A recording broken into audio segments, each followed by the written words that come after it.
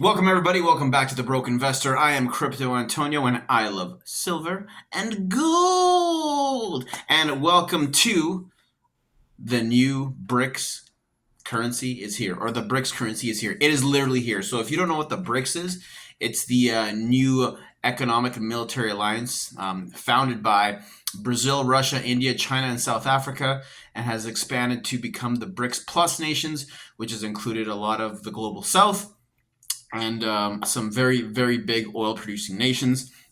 We're going to get into that. So the BRICS literally has launched a new currency. It is called UNIT. Right off the bat, it is called UNIT. It stands for the United New International Trade. And this is a blockchain based currency that will be announced in October. I think the white paper has already been released. I've done my homework on this. So this is some cutting edge information I'm bringing you today. This is literally like the tip of the spear, the edge of the knife. Like this is some very new, very new and global world changing information. So if you don't know what the BRICS is, I just kind of give you a quick synopsis. The reason that the BRICS was formed was basically when the United States slapped Russia with sanctions when they invaded Ukraine. As we've spoken about, US dollars are manipulated and they're used as a weapon worldwide to assert their dominance and military might. And so what they did was they basically froze all of Russia's assets in US dollars and seized their US dollar assets and started seizing assets around the world. Yachts, infrastructure, you name it. And so the entire world kind of took notice and has, well, for a very long time been looking for a workaround around the US dollar and the SWIFT payment system. And if you don't know what the SWIFT payment system is, the SWIFT payment system is basically the international linkage of payments and money transferring that has existed for the past, I don't know how many decades, but it's basically what the US dollar exchange system and value transfer system that kind of has been around forever, mainly ran by the West, United States, and used again as a political and now a military tool to control nations and assert policy. So what's happened for about 10 years now, possibly a little bit longer, was countries have had enough. They had enough and they decided to build a new system that was going to allow them to transact without the SWIFT system and without the US dollar. Now, as you know, the US dollar was also known as the petrodollar because that agreement was not renewed. The US dollar is not the petrodollar anymore because the Saudi prince, I forgot his name, bin Salman, I believe is his name. Yeah. He did not renew the agreement that was signed back in the 70s with Ronald Reagan, which basically meant that Saudi Arabia would sell its oil exclusively in US dollars, and every nation in the world looking to buy oil from Saudi Arabia had to do it in US dollars. Consequently, or coincidentally, that happened just around the time that the US dollar removed the gold standard from its currency. You see where we're going with this? So now, like, this use of paper money and fiat currency was really exploited with the petrodollar, giving America unprecedented powers around the world. Blah, blah, blah, blah, blah. Fast forward. So basically now we have this new block of countries that has decided to form a new system where they will not be at the mercy of the United States government, monetary policy, and dollar to exchange value. And that is now the BRICS. And now BRICS Plus with its new members. This is going to be a long video, by the way. I got a lot to get through. Like, I did a lot of homework for this video, and I learned a lot myself. So, of course, I'm transferring that knowledge over to you so you can benefit from it, because I'm telling you right now, financial literacy and knowing what is happening in this changing world is so paramount for us to take control, take advantage, and get ahead. All right? So glad that you're with me here today. Please like and subscribe to that button. Nothing you see here is financial advice. Do your own research on any investment, any coin, any project, any trade. And I am not a financial advisor. Got it? Good. So back to the BRICS. So the BRICS basically decided they're all going to get together and form this block. Now, here's some facts about the BRICS. The BRICS, they make up 38% of global GDP. That's a lot. And it consists of 3.27 billion people, or 42% of the global population, which is mind-blowing. That is most of the world basically getting together and saying we've had enough of this. And growing, because BRICS Plus is expanding at an unimaginable rate. So, it is a strategic, economic, and yes, military partnership that includes routes, ports, infrastructure, and agreements and strategic partnerships. It is a mutually beneficial agreement where every member nation will benefit and contribute to the overall good of the organization. So far, as it stands, there are, I believe there's, so we have the founding five, and I think they've got, I don't know how many officially are in there because the list literally is growing all the time. But there have been 159 countries that have shown interest in looking to join the BRICS. And that is literally most of the planet. That it's 159 of 195 countries on the earth. That is crazy. And as of this year, as of January 2024, Argentina, Egypt, Ethiopia, Iran, Saudi Arabia, and the United Arab Emirates are set to join with no official decision from Saudi Arabia. But Saudi Arabia did not renew the petrodollar agreement, which has expired just recently as well. So they have not given their consent, but you always got to watch what they do, not what they say. And this is very, very big stuff here. It's crazy because I try to like kind of explain this to people, and they're just like, "Whoa, whatever, the dollar. Let's go back to watching the game." Like very disconnected. Nobody cares. Like people with money care. People with they're worth something. They care. But the average person that's living paycheck to paycheck, just wanting to be entertained and consume, does not give a rat's ass. So let's move on. Let's see. So did you know that most of the rare earth minerals and metals are found in BRICS nations or in states that are looking to become member states? So what we're seeing here is we're seeing basically the world organize and say we've had enough. We've got all the resources. We've got most of the people, and now we're building our own payment system to get around the last, 80 years of Western dominance, primarily American dominance. And that is absolutely crazy. This alliance will also serve as a contender against the G7 countries. And if you don't know who the G7 countries are, they are Canada, US, Great Britain, Germany, Japan, Australia, and somebody else. I don't know who. So, yeah, they're basically, it's looking very, I wouldn't say, it's very concerning because while the US-led West has literally been bombing people for the last 50 years, asserting their dominance and just being the global bully, the BRICS nations, primarily China, has been building infrastructure around the world. They have been making trade and infrastructure deals. Of course, everything's with loans and everything, but the Chinese loans for infrastructure and cooperation are much more attractive than the loans from the International Monetary Fund and the Western-led financial institutions for international development. The BRICS have also founded the New Development Bank, which is going to be kind of the entity that kind of takes the helm on this type of international cooperation and development. Of course, working with the Shanghai Cooperation Organization, which is the foundation that is leading the Belt and Road Initiative, which is basically an economic driver to unite countries in commerce through shipping lanes, transportation routes, and basically being able to move goods across the world quickly and easily without sanctions or Western intervention.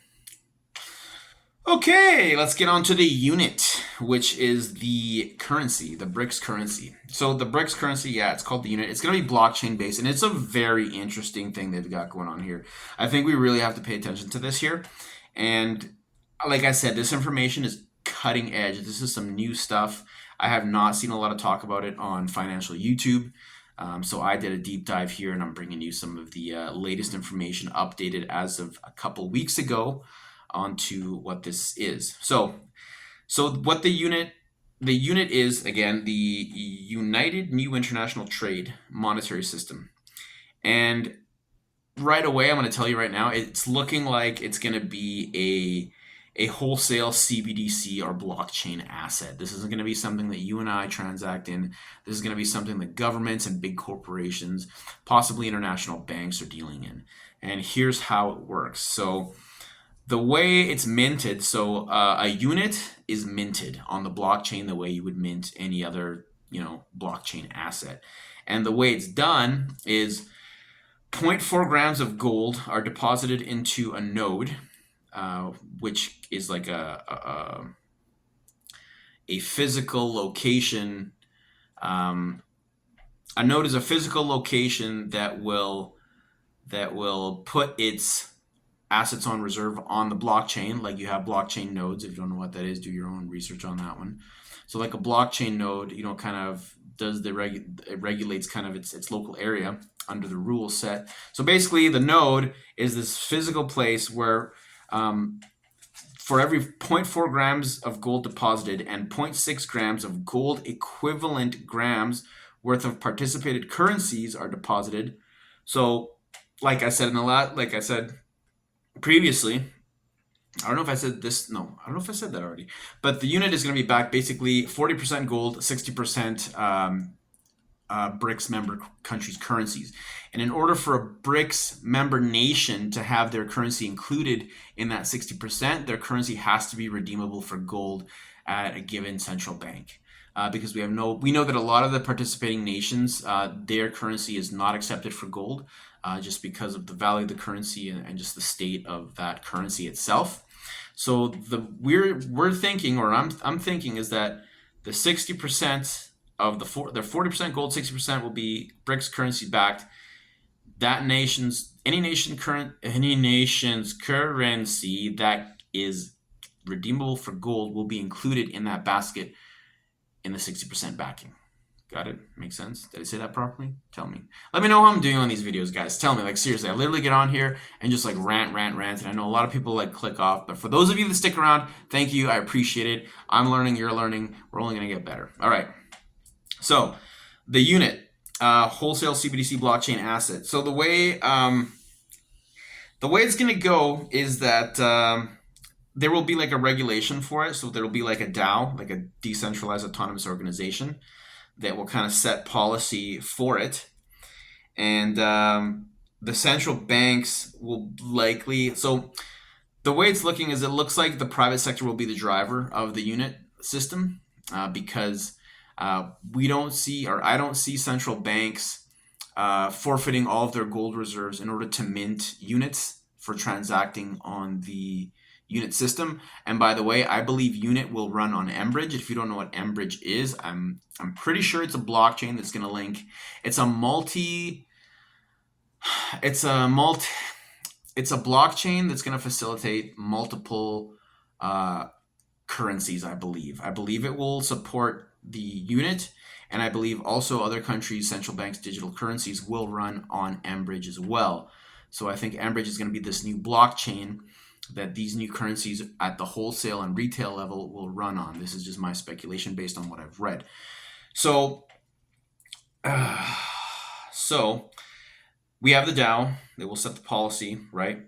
Central banks and private companies or organizations, private sector participants, corporations, will provide their gold to the nodes, who will have to be transparent and accountable to an international intergovernmental organization that will basically account for whatever gold is being represented at each node, to therefore mint according units based on what is backed.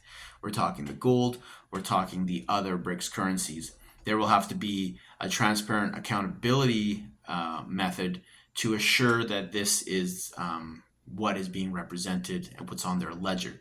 Because we understand that currencies can be debased if things aren't transparent. So let's say things go horribly wrong with the unit and they start, fudging the numbers. We basically just got another fiat currency on our hand. But I think that that's not going to happen here. So, covered that. It basically looks like they're building it's a global multinational blockchain gold-backed system. And what that's going to do is it's going to be really good for the gold miners. So what it's going to do is it's going to minting units will be limited to gold production. As units become adopted and used and accepted, it will enhance gold production. The rate of units produced will be limited to the rate of gold brought out of the ground and brought to nodes or the new market. This will encourage gold extraction and production and be really good for gold miners. So you have gold miner stock. Once this process goes into high gear, those stocks are going to rise. Also, what it means is it's going to basically reprice gold. Gold will become the new standard at the government and private sector level or corporate level. Basically, the biggest international players are going to be running on a gold standard for their wholesale CBDC / blockchain asset. What that means for you and me on the ground, I don't know yet. I haven't figured it out. I'm still working on that. But I think everything is going to be repriced to gold. And remember in the last video, we were talking about how do we get our minds off pricing things in dollars. I think we are going to be seeing this new pricing system be revealed and kicked in very shortly. And you and I are on the cusp of knowing that. And it's gonna be, it's gonna be at the forefront. At the same time, we're still gonna have, I think the future is gonna be units, gold-backed units. This new blockchain asset. We're gonna have stable coins still running around. We're gonna have crypto, and we're gonna have fiat. So I think that the unit is gonna be the institutional global government unit, as they also trade in their commodities and things like that. Units will pay for those. Stable coins will be pegged to the US dollar, as the US dollar kind of, we're in a process of de-dollarization. So as the world de-dollarizes, stable coins will either have to become backed by something real rather than US dollars, or the promise of the dollar and the government.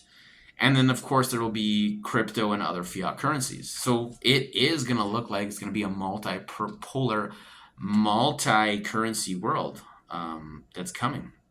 And I'm pretty sure that when it's all said and done, all of these assets are going to run on Enbridge. All of them. And basically, they'll open it up to the West and say, do you want to participate or not? After, but we know that the West will probably kick and scream all the way. Or maybe come up with a counter move. Maybe try to go gold, precious metals backed in their own backyards. Maybe reset the dollar to, I guess what this forces them to do is to have a CBDC backed by gold. And now I don't know if that's going to be a retail CBDC, but like I was saying earlier, I think everything will be repriced in gold. I think we'll be looking at gold as the currency rather than the dollar or whatever currency. Because we'll be exchanging dollars for gold, rupees to gold, reals to gold, whatever currency to gold at the international institutional government level. And then for us on the ground, if we want to buy anything that's brought in from other countries, it will be priced in gold. And I think if you have a currency that's exchangeable for gold, you're in a good spot. And B, it will... I guess it will probably make things a little more expensive in the short term while all that adjusts. Because could you imagine flipping over to a gold standard right now? It's crazy. In the last video, we talked about how much the dollar has deflated against the value of gold, going from $20 for 149 years to $2,300 in the last 30, 40, 50 years or something like that. So looks like the world is returning to a gold standard, and I think that we'll have the unit, we'll have Bitcoin coming up behind it, and then we'll have, the stable coins and other things backed by US dollars. And then at our level, we'll have fiat, which will be kind of like the last rung on the ladder. So you'll have gold-backed units, you'll have your high-value cryptos like Bitcoin, after that, you'll have stable coins and the dwindling dollar. And then under that, you'll have whatever fiat currencies are still working on that US peg or US standard.